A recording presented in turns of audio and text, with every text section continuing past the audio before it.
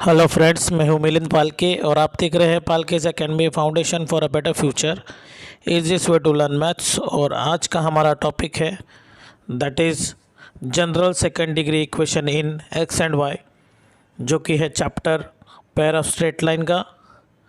Exercise 4.3 के लिए important जो कुछ भी लगने वाला है मैंने वो सब यहाँ पे लिख दिया है। सबसे पहले तो जनरल सेकेंड डिग्री इक्वेशन होता क्या है, तो कुछ होमोजेनियस डिग्री इक्वेशन में अगर कुछ टर्म्स ऐड हो जाएंगे तो वो जनरल सेकेंड डिग्री इक्वेशन में कन्वर्ट हो जाता है। तो उस इक्वेशन का फॉर्म है that is ax² + 2hxy + by² + 2gx + 2fy + c = 0। तो यहाँ पे हमारे पास ये जो ax² + 2hxy + by² है, ये तो होमोजेनियस इक्वेशन ऑफ डिग्री 2 है। उसमें ये 3 टर्म ऐड हो रहे हैं हमारे, तो ये बन जाएगा अपना general second degree equation in x and Y. और ये जो भी है इक्वेशन, ये दो नॉन ओरिजिन इक्वेशन का क्या है, कंबाइंड इक्वेशन है। दो नॉन ओरिजिन का कंबाइंड इक्वेशन है। ओके, तो ये आने के बाद उसकी कुछ प्रॉपर्टीज़ है जो हमें लगने वाली है सॉल्व करते वक्त। तो सबसे पहले तो the lines are parallel to ax² + 2hxy + by²। That means ये जो सेकेंड डिग्री इक्वेशन की लाइन है वो क्या होती है, वो पैरेलल होती है ax² + 2hxy + by² = 0 से। दूसरा पॉइंट है हमारा दैट इज़ लाइन अगर परपेंडिकुलर है तब हमें मिलता है a + b = 0। ये हम लोग ऑलरेडी देख चुके हैं। इसके बाद अगर लाइन पैरेलल या कोइंसिडेंट है तो h² = ab चाहिए, ये भी हम लोग देख चुके हैं। ये नया कॉन्सेप्ट है हमारे पास, दैट इज़ अगर ये रिप्रेजेंट करेगा पेयर ऑफ लाइंस को, तो सबसे पहले तो h² - ab > 0 आना चाहिए। दैट मीन्स पॉजिटिव या 0 आना चाहिए, नेगेटिव नहीं होना चाहिए। नेगेटिव आएगा तो वो रिप्रेजेंट नहीं करेगा। उसके बाद हम लोग आते हैं इस डिटरमिनेंट के ऊपर। तो ये डिटरमिनेंट हमें a, h, b, g, f, c ये सारे वैल्यू ऊपर से मिल जाएगी बाय कंपैरिजन। तो हमें ये डिटरमिनेंट फाइंड आउट करना है। डिटरमिनेंट फाइंड आउट करना बहुत इजी है। इसको कैसे लिखेंगे, पहले a लिखो, a b c, ठीक है। पहले a b c लिखेंगे हम, फिर h g, वही h g नीचे है, फिर बाद में f f। ध्यान से सुनो कैसे बनाना है इसको। a b c क्रॉस में diagonal entries A B C होंगे, फिर एच जी ऊपर, वही रो वही column H G, and then बाद में एफ एफ = 0 आना चाहिए। अगर ये 0 आएगा तो ये करेगा represent pair of straight line को, ठीक है। ये जो पार्ट है ये बोर्ड में ओमिट किया गया पार्ट है ये साल के लिए, बट अगले साल के ईयर के लिए बच्चों को तो ये आएगा ज़रूर। और हमें इसमें के और 2-3 प्रॉब्लम करने हैं, जो प्रॉब्लम नंबर 9 और 10 जो कि इससे रिलेटेड नहीं है, जो कि बोर्ड में आ सकते हैं, क्योंकि इस एक्सरसाइज में सिर्फ 2 ही प्रॉब्लम है जो सेकेंड डिग्री से रिलेटेड नहीं है। वो इम्पोर्टेंट प्रॉब्लम है, ठीक है। तो चलो हम लोग अभी प्रॉब्लम सॉल्व करते हैं। Now see the question number 2। Question number 2 देख रहे हैं हम लोग अभी। Show that equation x² + 2xy + 2y² + 2x + 2y + 1 = 0 does not represent a pair of lines. ये हमें शो दैट करना है। सबसे इम्पोर्टेंट ये है कि ये पहले हम लोग इसको कंपेयर कर लेते हैं। That is ax² + 2hxy + by² + 2gx + 2fy + c = 0। ये होता है हमारा जनरल सेकेंड डिग्री इक्वेशन। तो यहाँ पे देखो a की वैल्यू आ जाएगी मुझे 1, फिर बाद में 2h की वैल्यू आ गई है 2, फिर b की वैल्यू आ रही है 2, 2g की वैल्यू आ रही है मुझे 2, 2f की वैल्यू भी है 2 और c की वैल्यू आ रही है 1। अगर हम लोग कैलकुलेट करेंगे तो h की वैल्यू 1 आ जाएगी, 2 डिवाइड में चला जाएगा। सेम g की वैल्यू भी 1 आ जाएगी, f की वैल्यू भी 1 आ जाएगी। बाकी सब तो वैल्यू हमारे पास नॉर्मली दी हुई है। इस तरह से हमारी सारी वैल्यू निकल गई है।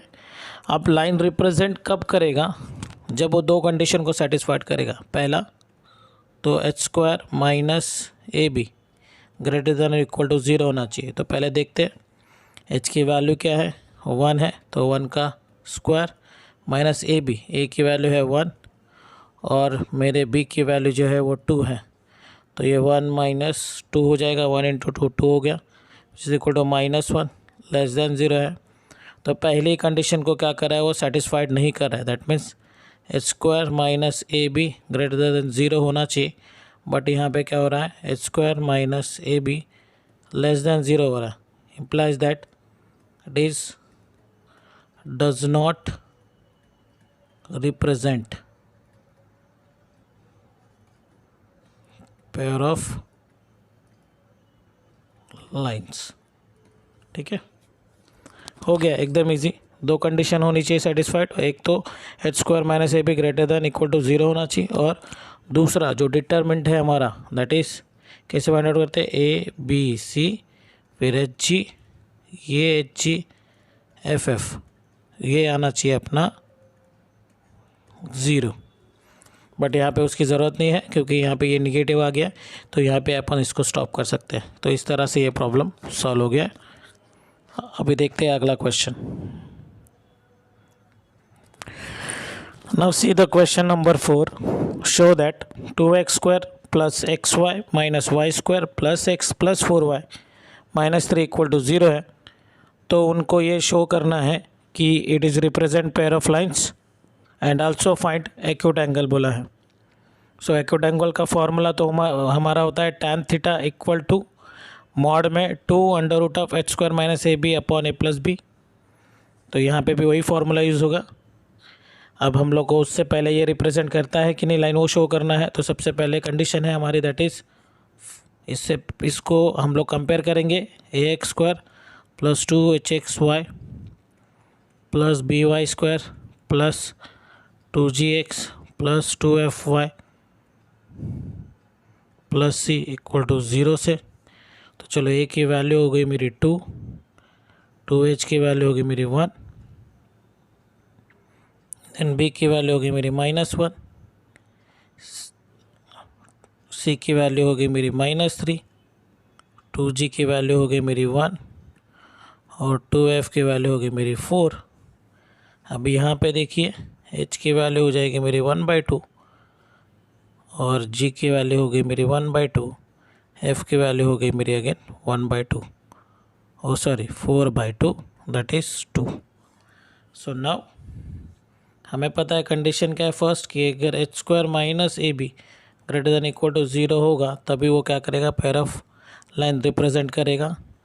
तो देखते हैं अभी क्या होगा, ये 1/2 का होल स्क्वायर माइनस ए की वैल्यू है 2 इंटू बी की वैल्यू -1, तो ये 1/2 का स्क्वायर 1/4 माइनस माइनस प्लस 2 हो जाएगा। अब ये क्रॉस मल्टीप्लिकेशन करेंगे तो ये हो जाएगा 9/2 which is greater than equal to 0, not equal to 0 but greater than 0 है। सो यस, ये तो सेटिस्फाइड हो गया। अब दूसरी कंडीशन है उसका डिटर्मिनेंट फाइंड आउट करने के लिए मुझे चाहिए डिटर्मिनेंट का formula, that is A B C H G F F, ये इक्वल टू 0 होना चाहिए। अब मैं वैल्यू पुटअप करता हूँ यहाँ पे, ए की वैल्यू है मेरी 2, एच की वैल्यू है मेरी 1/2, यहाँ पे भी 1/2 आ जाएगा। जी की वैल्यू है इक्वल टू 1, तो 2 डिवाइड में जाएगा, तो जी की वैल्यू भी है 1/2, तो ये भी आ गया 1/2। फिर बी की वैल्यू है -1, एफ़ की वैल्यू आ रही है मेरी दैट इज़ 2,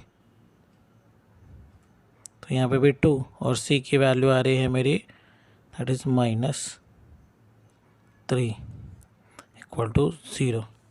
अब इसको हमें सॉल्व करना है। अगर इसका डिटर्मिनेंट 0 आया तो ये रिप्रेजेंट करेगा। तो मैं इसको सॉल्व करता हूँ। अभी यहाँ पे 0 नहीं लेंगे हम लोग यहाँ पे 0 नहीं लेंगे। सो नाउ अभी इसको कैलकुलेट कर लेते हैं हम लोग, दैट इज़ ये हो गया मेरा प्लस, ये हो गया है मेरा प्लस, ये माइनस, ये प्लस। अब चलो सॉल्व करते हैं इसको। ये +2 हो गया, ये टेम्परेरी डिलीट, -1 इंटू -3 +3 हो गया, 2 इंटू 2 ये 4 हो गया, बीच में -1 सॉरी बीच में माइनस, डिटरमिनेंट के